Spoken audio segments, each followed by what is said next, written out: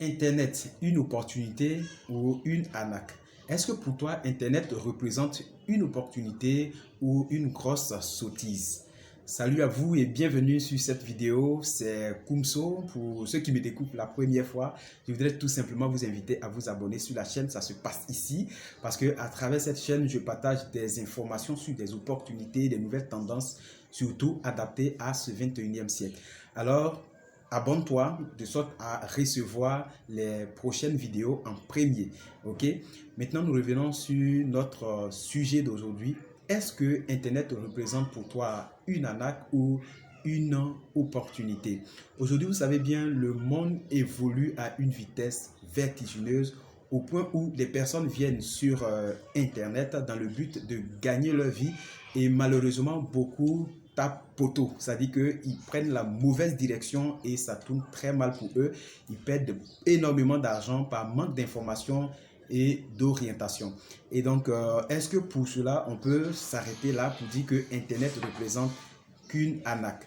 La réponse, c'est non. C'est que Internet, c'est une grosse opportunité parce que de plus en plus de personnes se lancent à travers Internet aujourd'hui et arrivent à attraper ce qu'on appelle la liberté financière, chose même qui n'est pas permis par le salariat.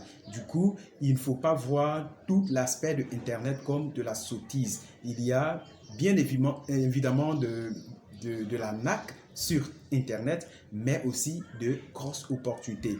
Donc, il faut avoir une très bonne orientation. Aujourd'hui, avec Internet, vous pouvez vous auto-éduquer. C'est-à-dire que personnellement, vous pouvez juste suivre des cours en ligne, des formations pour pouvoir vous former dans un domaine précis pour acquérir de l'expertise. Et en même temps, vous pouvez saisir des opportunités de gagner de l'argent grâce à Internet. Encore qu'il faut savoir juste identifier les bonnes et les mauvaises. Alors dans cette vidéo, je m'apprête comme ça à vous délivrer comment identifier les bonnes occasions d'affaires sur Internet. Avant d'arriver d'abord à ces bonnes occasions d'affaires, je voudrais vous faire jeter un coup d'œil sur comment identifier une arnaque d'une bonne opportunité. Parce que lorsque vous ne savez pas, vous serez tenté à tomber dans du piège et vous allez vous faire gruger par des arnaqueurs et vous allez perdre de l'argent. Donc c'est pourquoi je juge important de vous montrer comment faire pour identifier, sinon détecter une fausse affaire afin de ne pas vous lancer pour perdre inutilement. Je vais vous parler de 3 points à identifier pour savoir si les gens sont en train de vous vendre du rêve, si les gens sont en train de vous chercher à vous arnaquer. Premier point, si on vous parle d'une opportunité avec des promesses vraiment faramineuses, où c'est vraiment, on a comme l'impression que c'est pour juste gagner de l'argent en dormant, voilà, gagner de l'argent rapidement, des pourcentages chaque jour. Les amis, je ne vous dis pas que les investissements en ligne, c'est pas bon, mais il faudra faire très attention parce que toute activité, vous aurez besoin d'une certaine compétence afin de pouvoir percer. Donc, soit vous avez de l'argent, vous allez investir gros et si vous tombez sur la bonne information, tant mieux, vous allez pouvoir percer. Mais si vous tombez sur le mauvais chemin, vous allez vous faire gruger votre argent. Okay? Donc, il faut faire très attention. Si vous rencontrez des projets où on vous dit il faut vous engager, vous n'avez pas besoin de travailler, vous allez gagner de l'argent rapidement. Ici, c'est chaque jour. Il faut faire très attention. Et ok. Deuxièmement, si on vous présente une opportunité et qu'il n'y a pas de produit réel, il n'y a pas de le projet semble flou. Ça veut dire que lorsque vous essayez de vous poser même des questions ludiques autour de ce projet, vous-même personnellement, vous n'arrivez pas tout de suite à trouver des réponses parce que c'est vraiment pas clair en fait. Il n'y a pas de produit réel, il n'y a rien de palpable, il n'y a rien de tangible. Ok? Voilà, ça veut dire qu'en réalité, si cette affaire tente de tourner mal et que vous essayez d'aller trouver, rencontrer cette société ou des personnes pour peut-être revendiquer ou réclamer votre argent que vous avez investi, il n'y a pas cette possibilité-là. Donc, il faudra faire très attention. D'accord? Et troisième point, lorsqu'on vous vend du vent, ça veut dire quoi? En réalité, il peut s'agir d'un projet où beaucoup de personnes à gauche, à droite gagnent. Mais lorsque vous regardez ce qui est à la base du projet, de l'opportunité, c'est vraiment pas adapté. Voilà, c'est pas quelque chose dont les gens ont besoin. Pour qu'un business entrepreneurial puisse prendre, pour qu'un business dans le domaine des affaires puisse fonctionner, il faut que ce projet-là réponde à un besoin. Il faut que le produit qui est vendu par ces promoteurs puisse répondre à un besoin. Alors demande-toi, le projet dans lequel on me demande d'intégrer, qu'est-ce que je gagne? Qu'est-ce que je vais faire gagner les gens? Il ne faudrait pas que ce soit seulement de l'argent que vous investissez et vous invitez soit d'autres personnes à investir de l'argent. Il faut faire très attention. OK? Et donc, aussi, ça peut arriver que c'est un projet qui marche ailleurs, mais dans votre localité, ça ne marche pas. Donc, il faudra avoir le discernement, il faudra poser des bonnes questions pour pouvoir réellement prendre la bonne décision. Sinon, vous allez passer à côté de votre chance. Donc, si dans ce projet, on ne vous vend que du vent, vous ne voyez pas réellement à quoi est-ce que le produit va vous servir, il faudra vraiment prendre du recul et voilà, ça peut paraître une arnaque. OK? Voilà, donc maintenant que nous avons vu les 3 points qui nous permettent d'identifier c'est quoi une arnaque sur Internet, maintenant nous allons passer à comment faire pour identifier une bonne occasion. Je vais vous parler de 6 points. 6 points, c'est comme ça. 6 points sur lesquels il faut s'appuyer. 6 points à considérer pour choisir une occasion d'affaires. Premier point, demandez-vous, est-ce que c'est un projet tangible? Est-ce que c'est quelque chose de palpable? Est-ce que ce n'est pas quelque chose de fictif?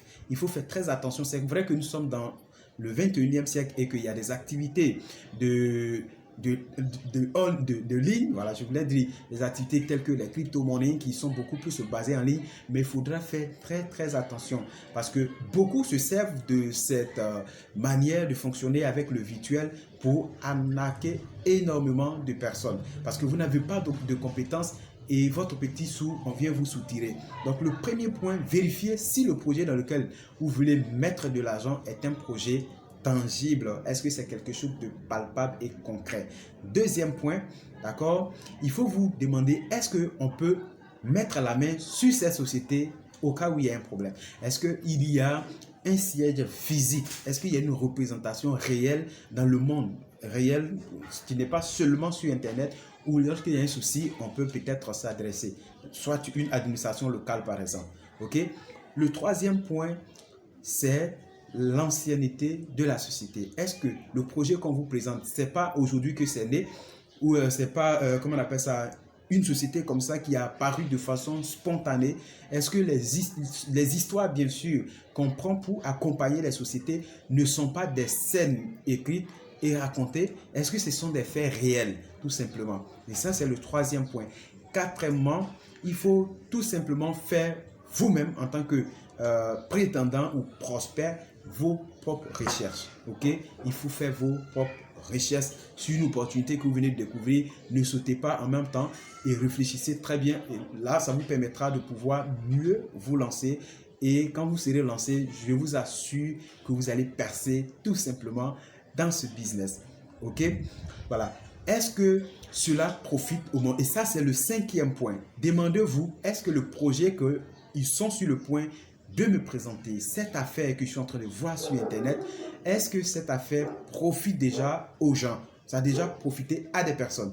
Quelqu'un peut me dire, mais c'est qu'on n'est pas un leader puisque nous, on peut prendre le devant et puis gagner pour que les autres nous suivent. Mais attention, vous avez besoin de compétences. D'accord? Lorsque vous êtes novice, je suis en train de parler ici aux personnes novices qui n'ont jamais peut-être faire une affaire sur Internet. Et donc, si vous considérez ces points, je vous assure que vous saurez où mettre les pieds pour que votre argent soit rentabilisé. D'accord? Donc, cinquième point, c'est qu'il vous dit, il faut demander, est-ce qu'il y a des gens qui profitent déjà de ce projet? Est-ce qu'il y a des témoignages?